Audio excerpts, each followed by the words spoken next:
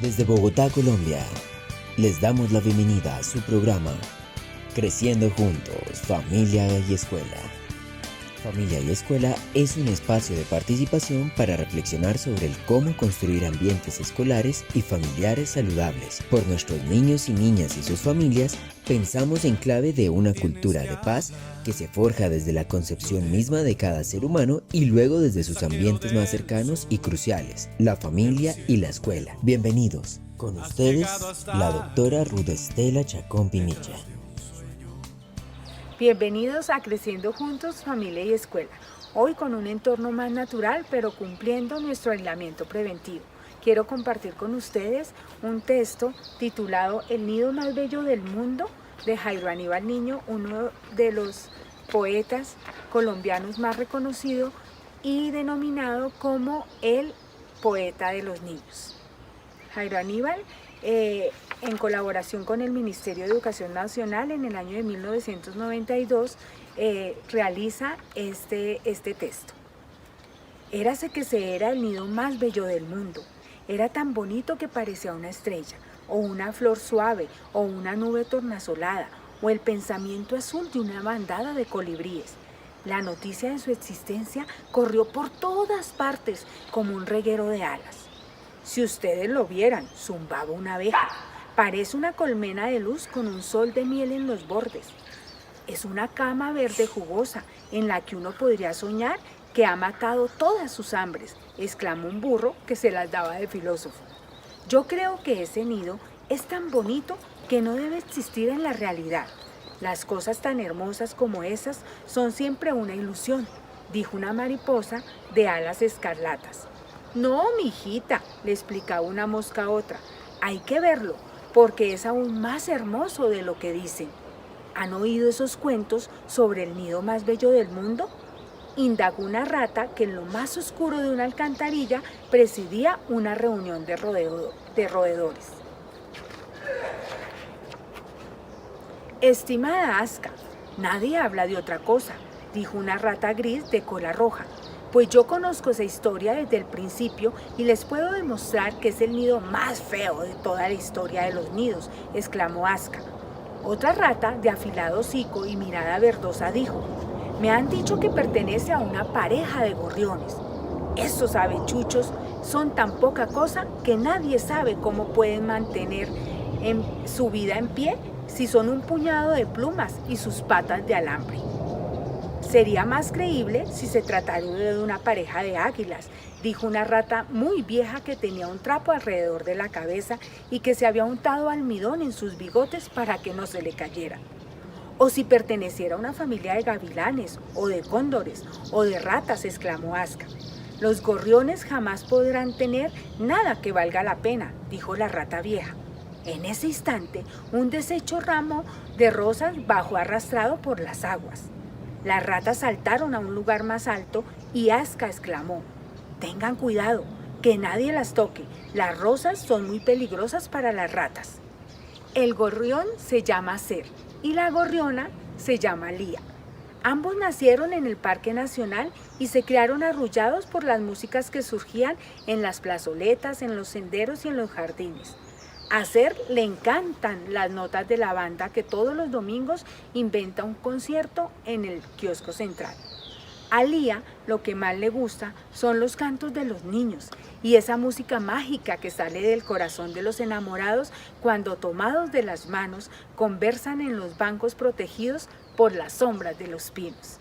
Y así, de manera muy natural, empezamos hoy Creciendo Juntos, Familia y Escuela con un invitado muy especial que nos hará repensar nuestra interacción con el ambiente.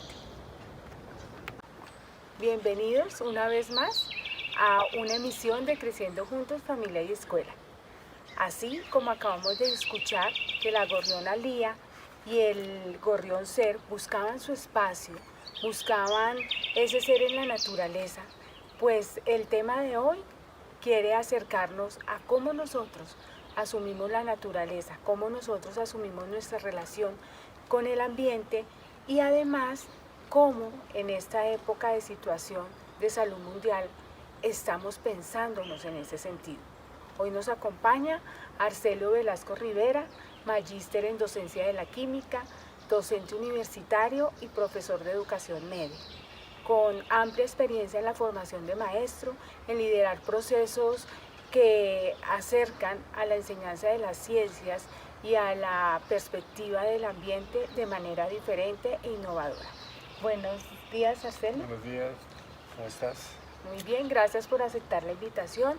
Hoy nos encontramos en un contexto natural, pero cumpliendo el aislamiento preventivo.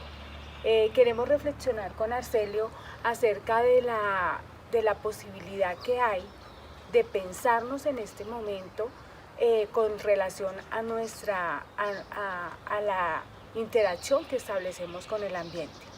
Entonces, te doy la palabra. Bueno, digamos que en la primera parte deberíamos mirar en esa interacción cómo nosotros somos parte de la naturaleza, ¿no? No cómo nuestras acciones se esconden detrás de algo que nosotros hemos llamado a veces las ciudades o lo artificial, y nosotros como haciendo parte de eso artificial, y que la naturaleza está como fuera de nosotros.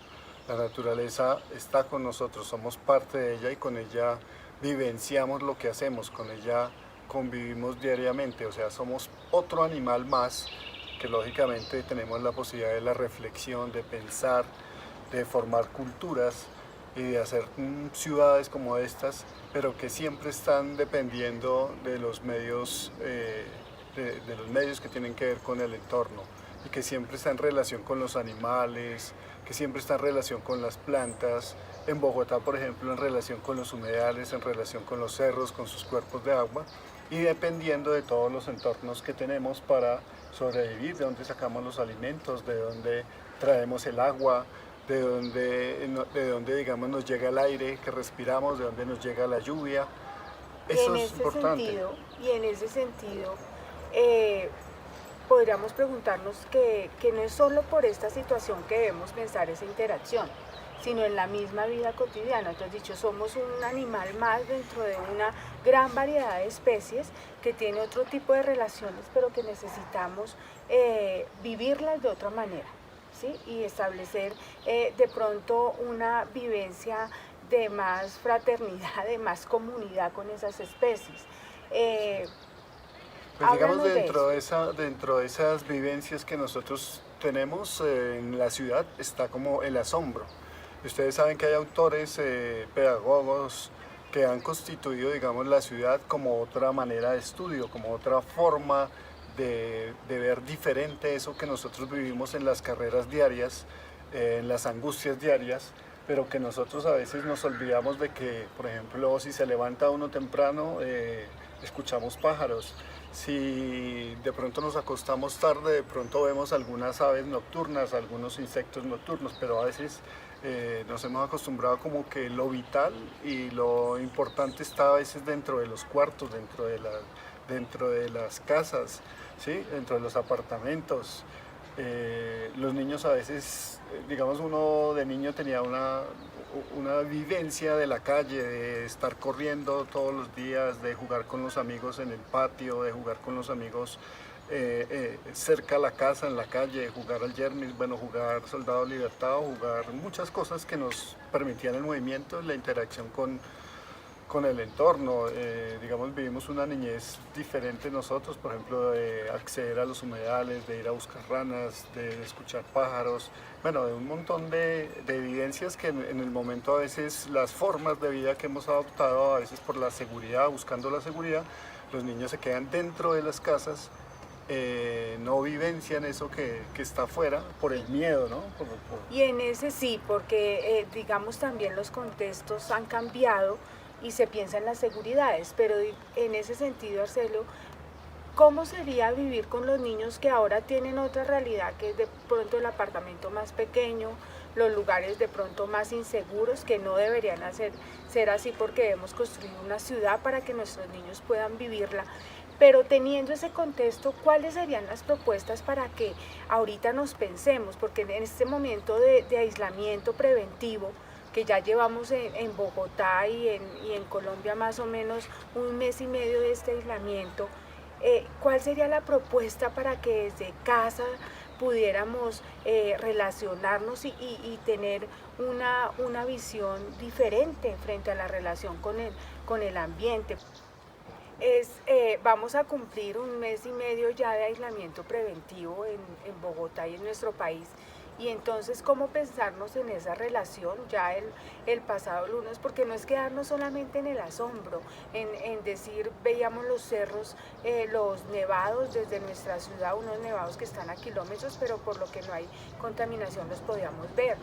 No quedarnos con el asombro de decir, están saliendo las especies, ¿ahora qué vamos a hacer después? Entonces, ¿cómo promover desde casa esa visión diferente con el ambiente? Bueno, Y en las condiciones, ¿no?, sí, que tienen nuestros niños ahora. creo que nosotros podemos trabajar de diferente manera en las casas, ¿no? Por ejemplo, las observaciones que nosotros hacemos acerca del entorno que nos rodea, de los espacios que nos rodean, el reconocimiento de esos mismos espacios, ¿no? Si pasan cerca ríos, si pasan humedales, el escuchar, por eso decía, digamos, levantarse a escuchar, o sea, tener como una vivencia un poco más de calma, y creo que la hemos tenido, y por eso a veces resultamos diciendo que las especies de nuevo están retornando a sus lugares y todo eso, pero lo que me parece es que las especies, digamos, siempre se están moviendo, siempre están curioseando, siempre están buscando entornos, siempre están buscando comida, y en la medida en que haya silencio, en la medida en que no hayan personas que... No haya amenaza, tal sí, vez. que ellos reconocen en algún momento la amenaza o reconocen que hay algo raro, se pueden retirar. Por ejemplo, por decir algo, los perros en los humedales y los perros en los cerros a veces acaban con ciertas especies nativas, con los runchos, con aves, las espantan. Entonces, pues digamos, cuando uno camina con ellos, a veces las especies se esconden, y digamos que es afortunado antes, digamos, que nosotros como seres humanos podamos observar especies que antes no habíamos observado, pero por dos cosas: no solamente porque las especies salieron, sino también porque tenemos el tiempo para dedicarnos a esa, bueno, no diría contemplación, cuando se asombra mucho de esos organismos, ¿no? Pero porque están allí, cómo han logrado sobrevivir tanto tiempo y en ciertos espacios sin tener las condiciones mínimas, o sea, escondiéndose, ¿cierto? Generalmente esto sucede en las periferias, ¿no? Donde hay todavía espacios, digamos, ambientes que todavía tienen bosques, tienen agua o tienen humedales, donde los animales han podido estar allí, y donde pues generalmente en las noches no están los seres humanos, y generalmente en ciertos momentos no están los seres humanos, y ellos se pueden reproducir ahí y pueden seguir viviendo.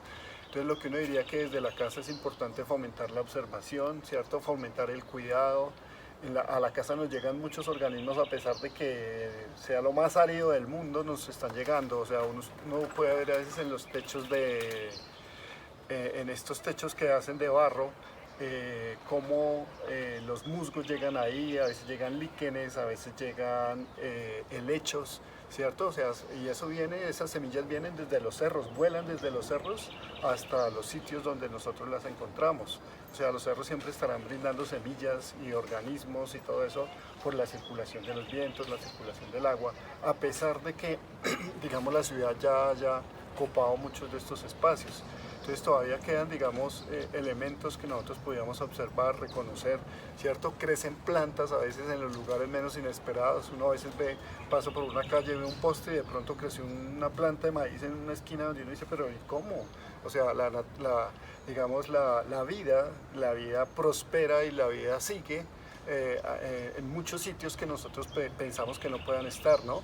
A veces nos visitan, por ejemplo, pájaros.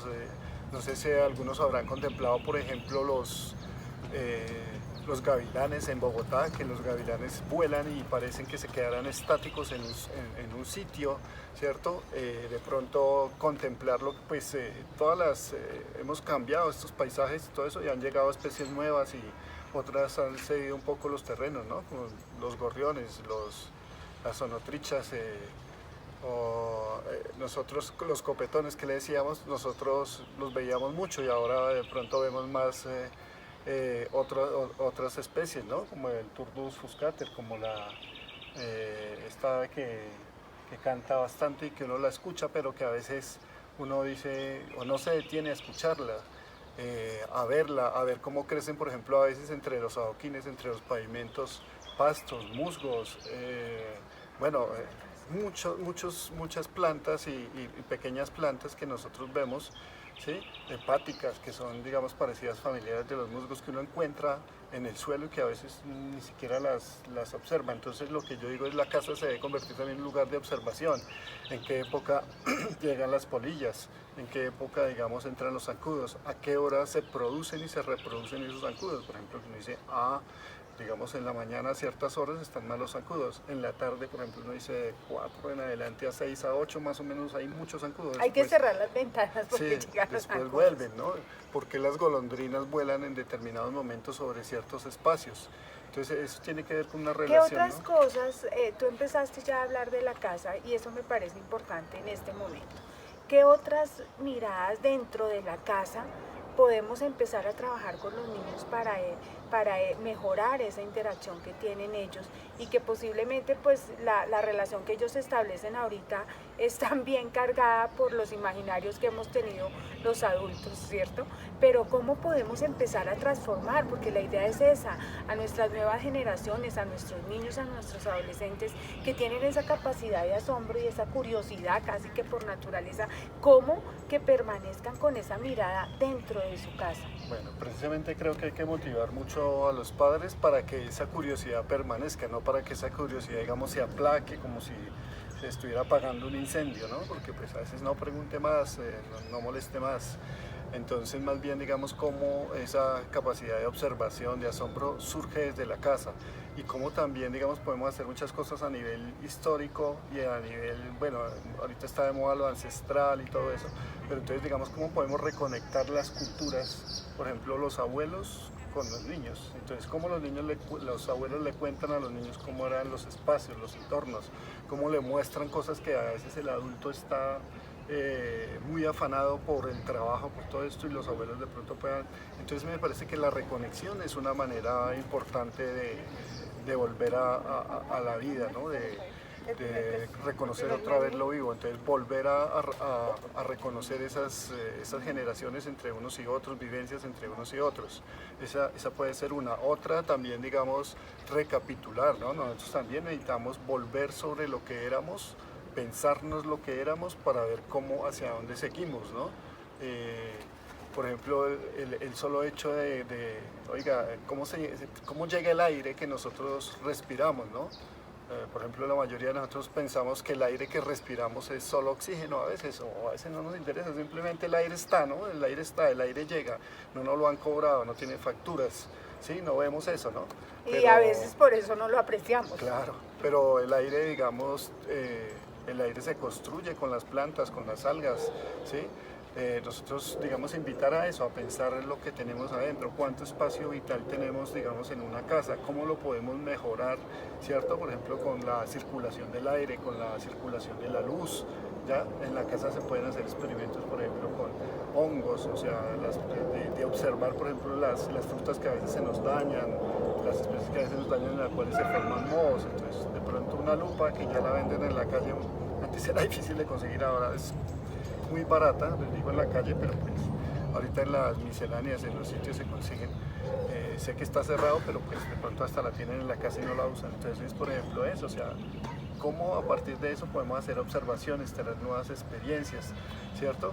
En qué época, pues nosotros mirábamos las épocas de los cucarrones, los meses de las lluvias, ¿cierto? Entre abril y mayo, entre septiembre y octubre, entonces esa aparición de los cucarrones, y uno iba a los potreros a coger cucarrones. Entonces uno podría decir acá también, pues incluso a veces llegan a las casas, ¿no? Y sobre todo las casas que tienen espacios cercanos como humedales o como decía los cerros o como decía los ríos, ya donde pueden todavía circular. A mí me sorprendió mucho haber ido a un colegio en una oportunidad de tratar de hacer un taller con unos estudiantes. Yo trabajaba, digamos, en los cerros y veía lagartijas, escorpiones, ¿sí? Búhos. Aquí también, digamos, en algunos momentos he visto búhos, en algunos momentos pueden aparecer incluso murciélagos, aunque ahorita todo está como con los murciélagos, pero nosotros no tenemos contacto cercano con ellos, no hay ningún problema, ¿cierto? Lo que está ocurriendo es una dinámica de la vida, siempre ha ocurrido, pero el hecho de vivir tan juntos, tan cercanos, pues nos generan otras formas de higiene, que incluso en eso la humanidad ha venido trabajando desde hace mucho tiempo.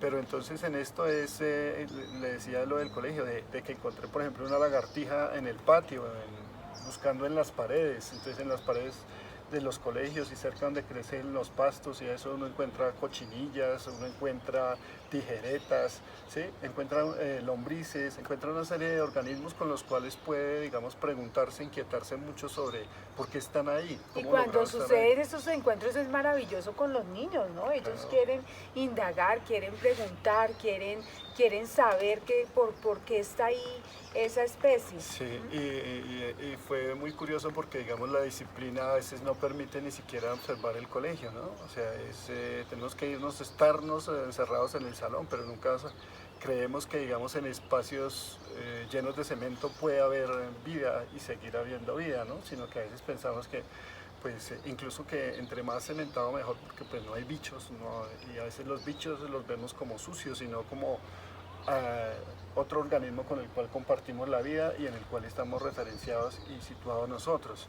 Una de las, digamos, de las cosas más asombrosas que a mí me pareció en un artículo que leía es si nosotros somos más células de los que nosotros somos, células eucariotas, células digamos, de ser humano, del humano, o si somos más bacterias. Entonces estamos rodeados y bañados y tenemos bacterias por dentro y por fuera y compartimos bacterias todo el tiempo y las tenemos ahí y van con nosotros a todo lado y dicen que si no estuvieran esas bacterias, por ejemplo, nos enfermaríamos más, porque vendrían otras que serían más, o sea, si nos hacemos, cuando dice uno, si hace demasiado aseo, entonces también le da la oportunidad de colonizar a otras bacterias. Entonces es eso, o sea, es repensarnos como unos individuos que ya no somos unos organismos que estamos solos y que podemos, digamos, tener la falacia de que vamos a vivir absolutamente solos, independientes del resto del mundo y del resto de las especies, sino que compartimos con ellas, somos parte de ellas, o sea, no nos podemos aislar, siempre estaremos llenos de bacterias, siempre compartiremos con virus, seguramente en estos momentos tenemos muchos virus circulando con nosotros, lo que pasa es que ya tenemos anticuerpos para esos virus, ¿sí? Los virus que se traen de otros por la deriva genética, por traer personas, por mover aviones, todo eso tiene sus consecuencias, ¿no? O sea, ya, digamos, atravesarse el mundo en un mismo día, de un lugar a otro, pues hace que se mueva la gente muy rápido, ¿no? Y esos movimientos de gente rápida y de un lugar a otro, pues hace que las enfermedades y sobre todo estas que son virales o bacterianas se puedan difundir, ¿no? Eso ha traído consecuencias fatales en algunos momentos, pero es la dinámica de la vida también, del movimiento, pero era más lento, digamos, y entonces lo que ha facilitado los transportes es mover más rápido, digamos, bueno, en este caso, pues en biología siempre se discutirá si los virus están vivos o no están vivos, ¿sí? Pero uno escucha médicos y mucha gente hablando de eso, entonces a veces toca como moverse en los lenguajes de los demás para poder entender, si no a veces, por ejemplo, uno dice en biología hay un acuerdo, los virus no están vivos, ¿sí? Sin embargo uno escucha casi todas las entrevistas donde los dotan de vida, pero tiene unas dinámicas muy interesantes, pero nosotros, digamos, tendríamos que aprender, por ejemplo, ahí en estas dinámicas, no solamente báñese las manos, quítese esto, sino, oiga, ¿qué es un virus? ¿Sí? ¿Qué tamaño puede tener? ¿Cómo lo imaginamos? Para podernos, digamos, defender en ese caso, defender de esto o aislar de un virus. Cómo se manejan, cómo se transmiten, pero no solamente, digamos, se transmiten por goticas y eso, sino, pues, si tengo más elementos racionales. Más información. Sí, pero, digamos, no tanto, digamos, en el dato, el tener el dato, sino de procesar esa información, de poder entenderla, comprenderla, manejarla, pues voy a tener un mejor conocimiento y voy a saber por qué me están diciendo que me lave las manos, porque el jabón puede romper, digamos, las membranas que rodean, digamos, esos coronavirus que fueron obtenidas de células. Entonces, es eso, el conocimiento me tiene que servir para entender mejor el mundo y para poder accionar mejor en el mundo. Pero entonces necesitamos que seamos curiosos con eso, ¿no? Que sigamos adelante, o sea, uno entre más lee eso, más tiene que buscar, porque digamos es una búsqueda afanosa donde pues esa es la dinámica digamos de la ciencia, ¿no? Estar buscando, se logra una respuesta y esa respuesta ya tiene 5 preguntas más. Entonces, esa es la dinámica que nosotros deberíamos también implementar, la curiosidad, la pregunta, ¿sí? Yo quiero hacer énfasis en eso, la pregunta que nos permite entrar en diálogo con los niños y con los jóvenes. ¿Sí? Pero la pregunta que también es vista como el de, deje de preguntar tanto, ¿sí? Sí. ¿Cómo reactivar esa pregunta en los contextos escolares y en los contextos familiares? Porque ahorita nuestros niños en el medio de esta situación tienen muchas preguntas, están haciendo muchas preguntas, no solamente frente al trabajo académico que tienen que hacer, sino a esta situación que está pasando, ¿sí? Claro. Entonces, ¿cómo asumir esa pregunta con los niños, con los jóvenes en las casas y en las escuelas para que realmente la reconozcamos? Es que me parece importante, digamos, eso, porque, digamos, son cambios en los cuales la escuela se tiene que ver implicada. Si la escuela no se implica en esto y los maestros no nos implicamos, porque, digamos, a veces los maestros tenemos que estar pensando y es una oportunidad grande que nosotros tenemos, es de estar aprendiendo muchas cosas. Pero es importante que nosotros, digamos, no nos quedemos solamente en decir por decir algo, voy a enseñar sobre las células y voy a decirle las partes de las células y todo eso, e informar a la gente, eso es información, darle datos, ¿cierto? Cuando ningún organismo a veces, o cuando el niño o cuando el maestro mismo no se ha pensado como un ser que está conformado por células, o sea, si él no se pone las células y no le dice a los niños que tienen que ponerse las células, ¿de qué sirve enseñar células? ¿Cierto? Igual, en lo ambiental también uno diría, pues ¿de qué me sirve enseñarle el ecosistema? ¿Cierto? Si yo, digamos, no tengo una vivencia dentro de una idea sistémica por ejemplo, de lo vivo, de lo biológico, ¿sí? Entonces yo tengo que vivenciar también, pero generalmente, digamos, esto es algo que se viene construyendo y que a veces va y viene y que se olvida, no se olvida, pero digamos la construcción de respuesta frente al mundo que vivimos debe ser algo, digamos, una búsqueda permanente, algo que inquieta la curiosidad, que nos hace sentir vivos, o sea, preguntarnos, lo decía un gran maestro, es estar vivos. ¿Sí? Estar vivos porque nos preguntamos cómo está el mundo cambia, el mundo es dinámico y trabajar en esas formas dinámicas de ciencia y trabajar en esas formas dinámicas de lo que es la naturaleza, de lo que es, digamos, el ambiente, de lo que es las relaciones entre los individuos, es muy importante, no ver, digamos, el mundo como estático, como una fotografía, sino más bien como, digamos, como un video, algo que está corriendo y que lo que ayer era, pues mañana cambió, ¿cierto? Estos son, digamos, equilibrios que se logran, pero no son equilibrios estáticos, son equilibrios dinámicos y eso me parece importante y eso es lo que nos dicen las pandemias, las pestes, bueno, lo que nos dice la vida todo el tiempo, que la vida está buscando sostenerse y se sostiene de múltiples maneras en la medida en que también cambian las condiciones. Bien, lecciones aprendidas de esta situación de aislamiento y de esta situación mundial.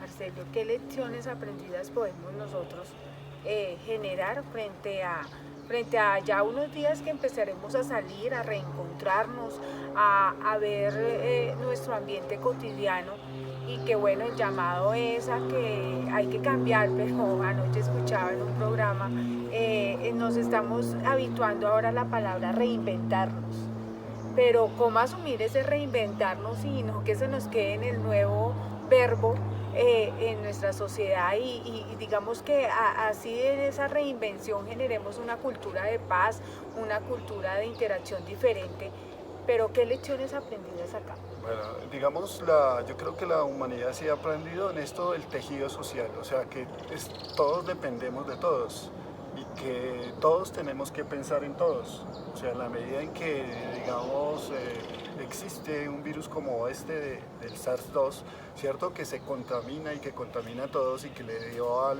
primer ministro de Inglaterra, digamos, que sería intocable, ¿cierto? Que le da a grandes personajes como a personas que de pronto no tienen recursos, o sea, esto como que iguala a la humanidad, ¿cierto? Pero digamos eso, uno puede decir, eso puede pasar también y decir, pues como nos ha pasado a la humanidad con otras pandemias también, en otros sitios donde se han muerto mucha gente, ¿cierto? Y donde donde también muchos hemos sobrevivido, porque esa es la dinámica de las poblaciones, digamos, biológicas, que unos resisten a ciertas condiciones y otros organismos perecen en esas condiciones, pero pues nosotros por la forma cultural en que asumimos la vida, el mundo, las relaciones que tenemos sociales, lógicamente a veces no nos permiten entender estas dinámicas y a veces se ven como algo, no sé, como pensar algo como catastrófico, o esa persona como piensa de mal y no quiere la humanidad.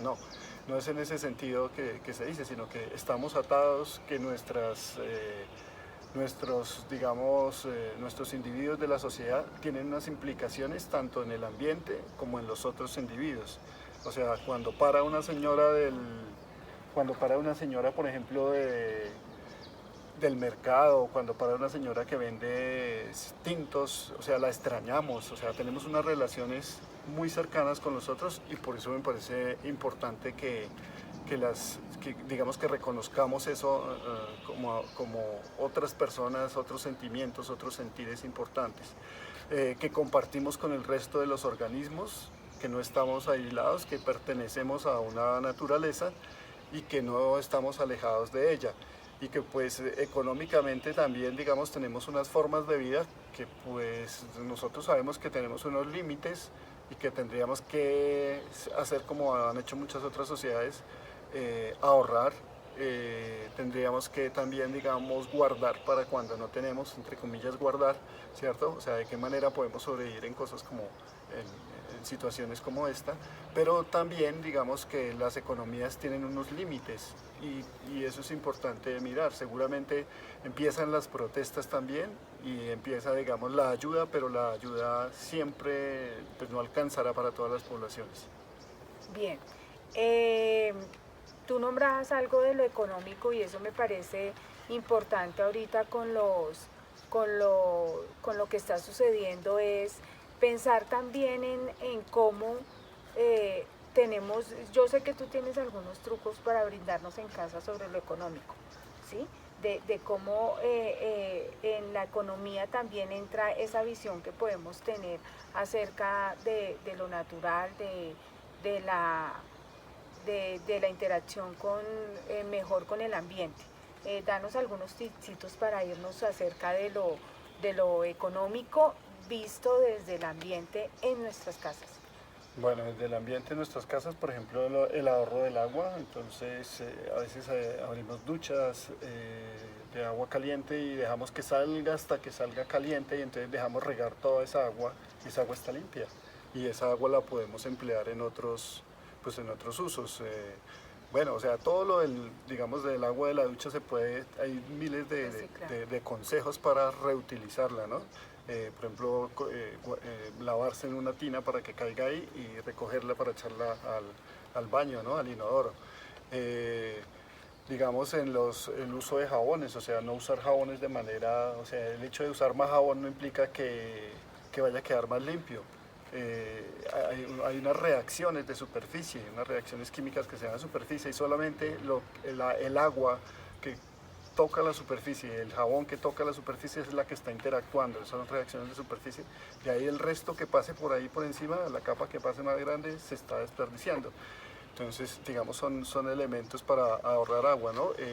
A veces ponerse la ropa 2 veces, ¿sí? También, digamos, el uso de insecticidas a veces de manera arbitraria, ¿no? Que pues uno ve un mosquito y entonces tiene que meter 1 litro de insecticida para matarlo, ¿no? O sea, hay otras maneras de sacarlos, digamos, amigables también con el ambiente, ¿no? A veces, digamos, bueno, hay una arañita que se me metió a mi cuarto, entonces buscar un vasito y la saco y la coloco en otro espacio, ¿no? O sea, otras relaciones y los niños aprenden eso, ¿no? De cómo, digamos, usted coge una mariposa o una polilla que llegó a la casa y en lugar de matarla o de ir a buscar la escoba, ¿cierto? Coge un vasito y de pronto la encierra con un papel y la saca. Entonces hay muchos, digamos, elementos que nos pueden ayudar a eso, pero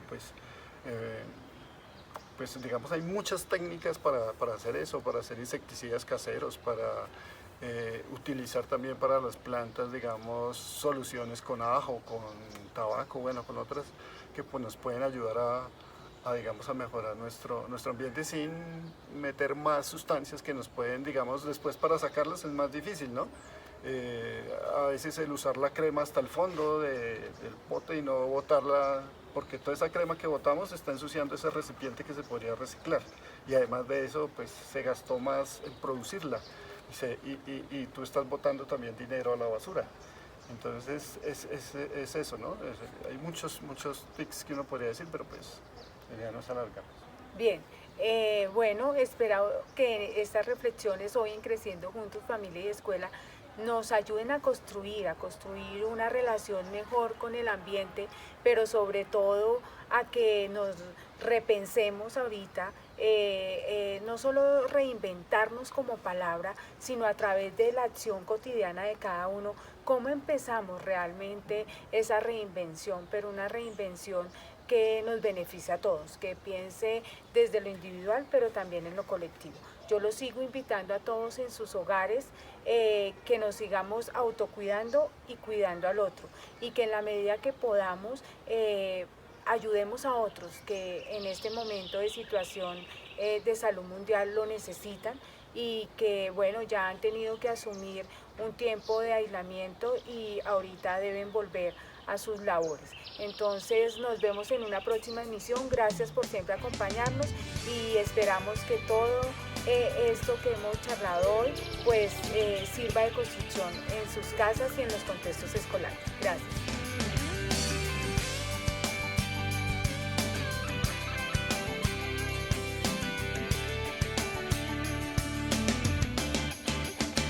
Tú no tienes que hablar, yo te comprendo, mensajero del sol, de un cielo nuevo, has llegado hasta